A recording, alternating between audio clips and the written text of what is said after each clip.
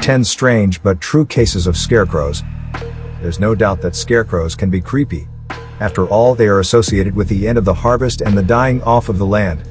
They also happen to be the focus of quite a few horror stories. While we seldom see scarecrows in their original form and in their natural elements today, there was a time when scarecrows were prevalent throughout Europe, Australia, and the United States. During these times, it was often hard to distinguish these mock humans from the living or, more often, from the recently deceased. Swinging in the breeze. Albert Engel made one heck of a realistic scarecrow back in Wisconsin in 1916, and all of his neighbors were so impressed with his work that they showed up on his doorstep to find out how he did it. Oddly enough, his family answered the door and said that Albert had not been home for the past few days. Disappointed, the neighbors left for the day, but word got out about the wonderful, almost lifelike scarecrow hanging from the tree in the cornfield. The next morning, another neighbor was riding by the cornfield when he decided to stop and check out the scarecrow everyone was talking about. But as he came closer to the hanging scarecrow, he realized something was not quite right.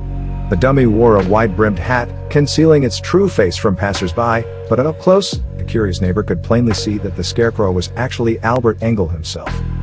Police were called to the scene, and Albert's death was ruled a suicide. He never took off his hat when he hung himself from the tree branch, and it was believed that scores of people had passed by his hanging body, believing it to be a harmless scarecrow meant to shoo the birds away, thrown onto a bonfire. Clearing out fields is tiresome work and can get rather monotonous after a few hours. In 1953, a group of workmen was clearing the fields in Llangain, Wales. They were gathering up all the old debris and tossing it into a bonfire. At one point, the men found an old scarecrow in some undergrowth. They wrenched its old corpse out and tossed it into the fire with the rest of the junk. But as the scarecrow's old, tattered clothes began to burn away, some of the men spotted the bone underneath. Jolted out of their humdrum work, the men returned to the place where the scarecrow was found and discovered a skull and a set of false teeth. While it was too late to rescue the dry, burning bones, police were able to identify the body from the dentures. They were made for one Ethel Winifred Collins, aged 66, who had been sadly missing for several months, brained and torn apart.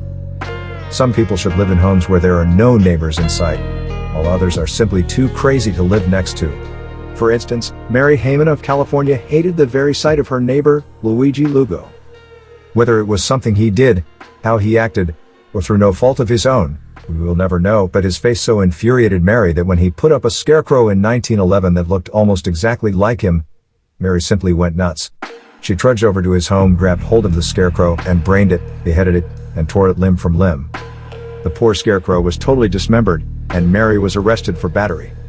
When Mary was brought face to face with the judge, it was decided that she should be set free. After all, it was a bloodless murder, but we are all left to ponder whether Mary and Luigi ever came to a truce or spent the rest of their days torturing each other in petty neighborhood wars. Nearly an entire regiment lured to their death. It was 1914, and World War I was in its first year. The French were on the move, but so was the nearby Baden Regiment. The French force knew they had to think fast if they were to survive another day. The fog was thick, and the French realized it could be used to their advantage. The men rushed into a nearby field and, gathering sticks and other field debris, made scarecrows that, from a distance in the fog, looked like helpless soldiers. They placed their caps on the stick scarecrows, and the men hid, ready to ambush the enemy. A few French were sent ahead to entice the German troops to the field. At the sight of the scarecrow figures, the Germans charged. As soon as the Germans were well into the trap, shots rang out from three sides. Over 100 men of the Baden Regiment were killed, and as the war went on, scarecrows and trench dummies became more and more common as a way to trick enemy soldiers, an offering to the waters. One Sunday afternoon in 1903, Rogers and his wife were heading home by horse and buggy one Sunday afternoon when, from across the river, they saw a boy and a woman standing along the bank. Then, to their absolute horror, they saw the boy lift the woman into his arms and toss her into the wild rapids. Barely able to believe his eyes, Mr. Rogers stopped his horses and ran to the water's edge. He looked to find the woman, but he could not see a single trace of her. When he looked up, he saw the boy run off and vanish into the Vermont scenery. Feeling as though he had to do something, Rogers ran to the nearest village and returned with 2 men to help him find the body of the woman. Still, no trace of her could be found. Rogers eventually returned to the buggy, took the reins, and rode to the nearest farm across the river. There, He talked to the farmer and soon discovered that the farmer's grandson had taken the old scarecrow to the river's bank and tossed it in. The incredible rescue. Two men, according to a Perth newspaper article published in 1940, were taking a stroll through a Sussex meadow one night when they came upon a plank bridge that crossed a stream.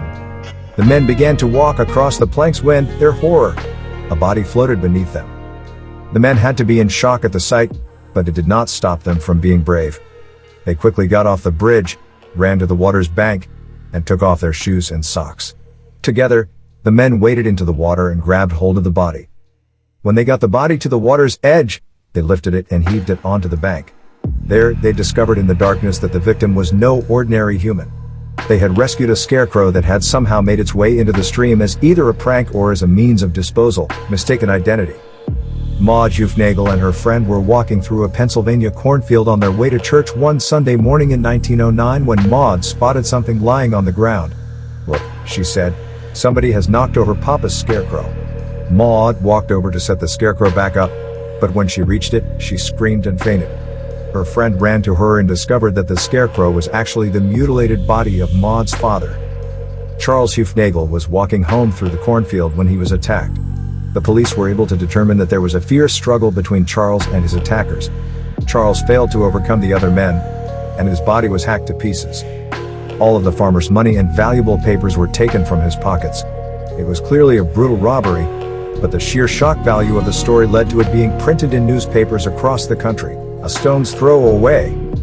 Take any smooth body of water and add a bunch of stones to the mix, and you can bet there will be kids standing around throwing the stones into the water.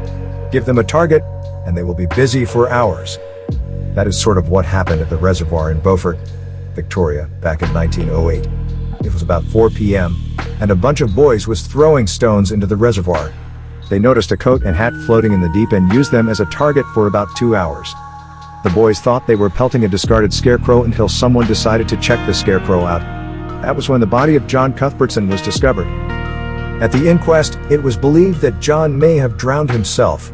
He was a retired engineer and had previously made a statement that he was done with this life. There was no follow-up on the stone throwers, but it's easy to imagine that the discovery made them think twice about pelting anything with a human-like shape, the remains of the lost. Australia must have been littered with scarecrows hanging from the trees in the early half of the 1900s because barely anyone took notice of them until they turned out to actually be the bodies of some poor lost souls. In 1924, a boy was searching for his cattle around Smithfield, New South Wales, when he came across what he thought was a scarecrow hanging from a fig tree. He told his father about it, and the father, being wiser, contacted the police and returned with them to the spot. There, they found the hanging body of Charles Valentine Lamb, aged 54. This is a common misunderstanding. End speech. Later in 1935, boys reported seeing a scarecrow hanging from a fig tree in Clontarf, Queensland. A few days later, a man also spotted the scarecrow and went to investigate it. He found it to be the body of a suicide victim. The police were notified, and the body was taken to the morgue. The wife will do. In recent years, there have been few reports of female scarecrows, but in the early 1900s, there were some gruesome reports of very real female scarecrows. For example, in 1906, a newspaper article made its rounds throughout the United States telling of a Hungarian farmer, Eugene Plosy, who was such a penny pincher that when his wife passed away, he took her body and set it up in his orchard. It was discovered that he was using her body to scare the birds away from his fruit trees. Again, this time in Amsterdam in 1910, it was reported that a farmer's wife had passed away. While the marriage appeared to have been a happy one, the farmer reportedly loved his crops more than her. After she died, he dressed her corpse in one of his old suits and set her up in the orchard behind his house to scare off the birds. The neighbors spotted the scarecrow's wife 2 days later and reported the husband to the authorities. The farmer caught wind of the neighbor's discovery, so the wife was, of course, nowhere to be found.